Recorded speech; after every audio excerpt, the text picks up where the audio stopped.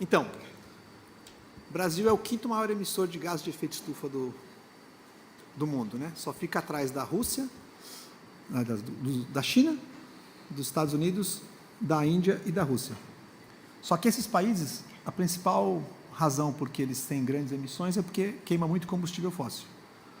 No caso do Brasil, a gente está nessa posição por causa do uso da terra, principalmente o desmatamento, pecuária, agricultura, as atividades que emitem bastante.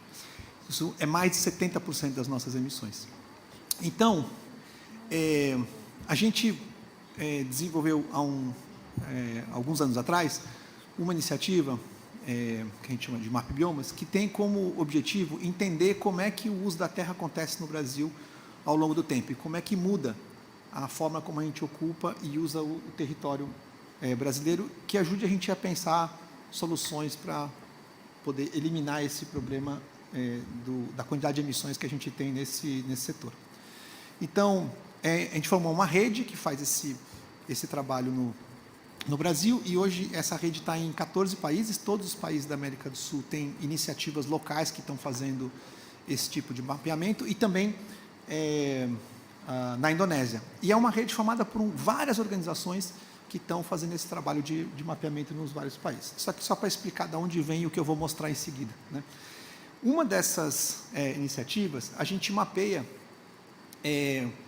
a cobertura e o uso da terra, né, ao longo de toda a Amazônia. Então, não só no Brasil, mas todos os países da Amazônia, sempre com organizações locais em cada um dos países, uma parceria com uma outra rede, inclusive, chamada RAISC, né? E esse mapa aqui mostra como é que era, em 1985, como é que era o uso da terra na Amazônia, né?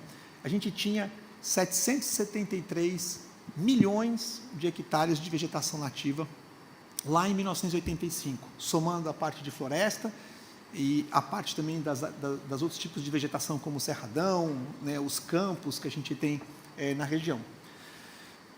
E a gente foi mapeando isso, acompanhando ano a ano o que aconteceu, e eu vou só passar aqui para o ano mais recente, 2021, aliás, essa semana vai ser lançado o dado de 2022, na sexta-feira, mas ainda com o dado de 2021, essa área de vegetação nativa tinha caído para 689 milhões de hectares.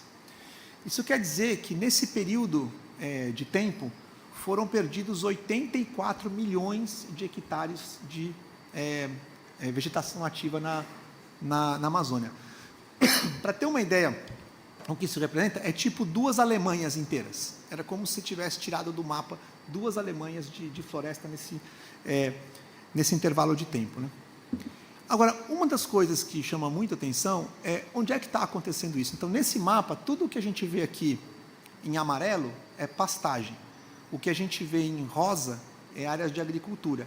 E os vários tons de verde que a gente vê aqui, e um pouco esse verde mais azul, meio claro, assim, que tem ali no Peru e tal, são áreas de vegetação nativa ou áreas de, digamos, florestas alagadas também e tal.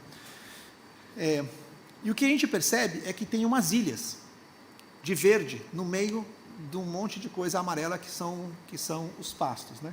Então, quando a gente plota nessa área o que é que tem ali nessas áreas, essas são essencialmente as áreas indígenas, as áreas quilombolas e as áreas extrativistas, né? Então, as áreas mais protegidas da Amazônia são as áreas ocupadas pelos povos da floresta. Aqui está plotado as áreas indígenas, e se você pegar a Amazônia como um todo, essas áreas indígenas ocupam 1/3 de toda a Amazônia, as já reconhecidas, fora as que ainda não estão demarcadas e reconhecidas. E só, apesar de ocupar 1/3 da Amazônia, só 1% do desmatamento aconteceu nessas áreas nos últimos 35 anos. E a maior parte do desmatamento que aconteceu nessas áreas aconteceu antes da demarcação.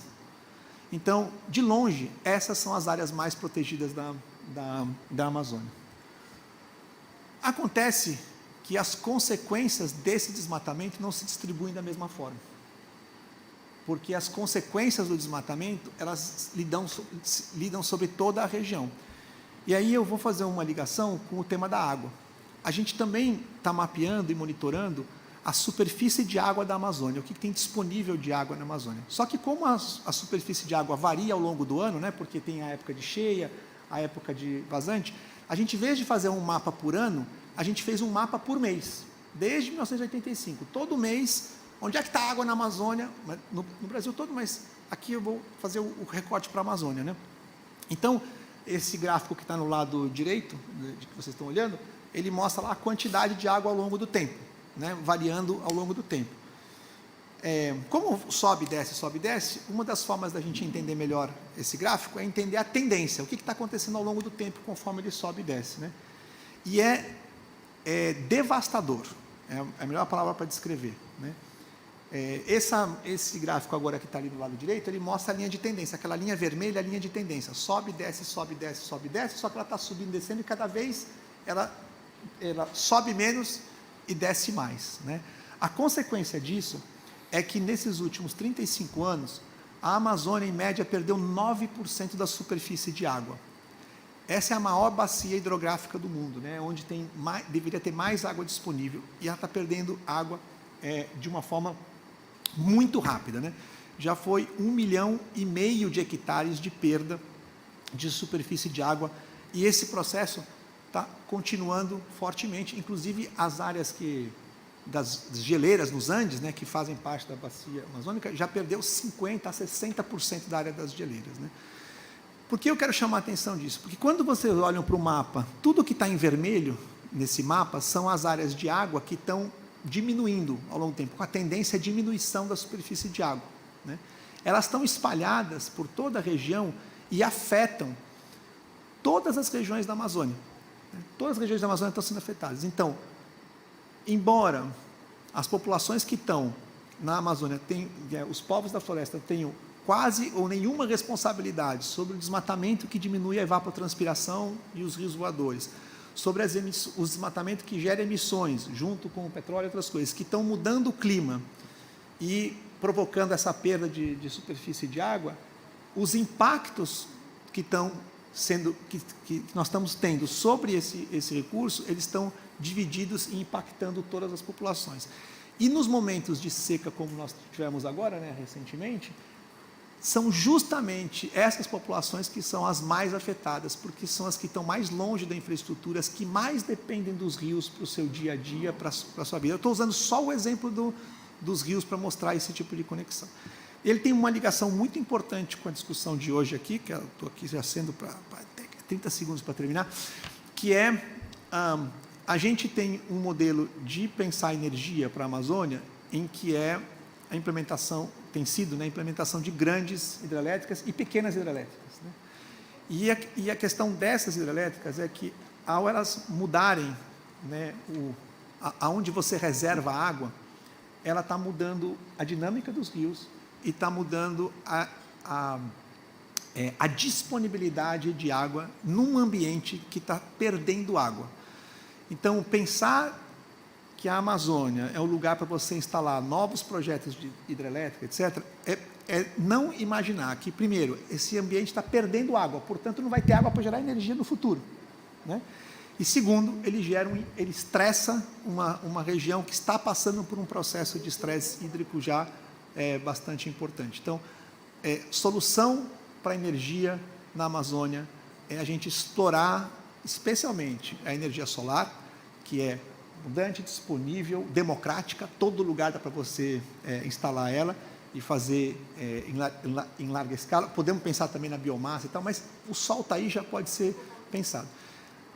Por fim, para dizer o seguinte, as políticas que estão hoje implementadas para permitir a energia, por exemplo, a energia solar, em substituição aos motores que a gente tem, tudo que é lugar, né, tem que ligar motor para poder ter energia e tal, elas, por incrível que pareçam, na forma como estão formuladas hoje, elas impedem a gente acessar os recursos para fazer a conversão dos motores de geradores, né, com motor combustível, pela energia solar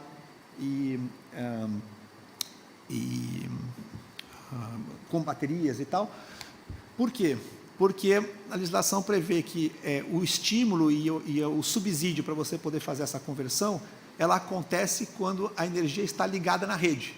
Bom, mas é justamente essas comunidades que não estão na rede, que têm que arcar com o custo de, né, comprar combustível, etc., é que precisam ser beneficiadas com esse recurso. Então, a gente precisa ter uma ação bem concreta, né, que é alterar os dispositivos da lei que criaram o incentivo, né, com a chamada Mais Energia para a Amazônia, para que ela possa incluir, sim, né, a conversão dos sistemas isolados, de sistemas com energia fóssil para energia solar, reduzindo drasticamente os custos e dando uma alternativa de energia que não é dependente da rede esta que está sendo planejada pensando hidrelétricas.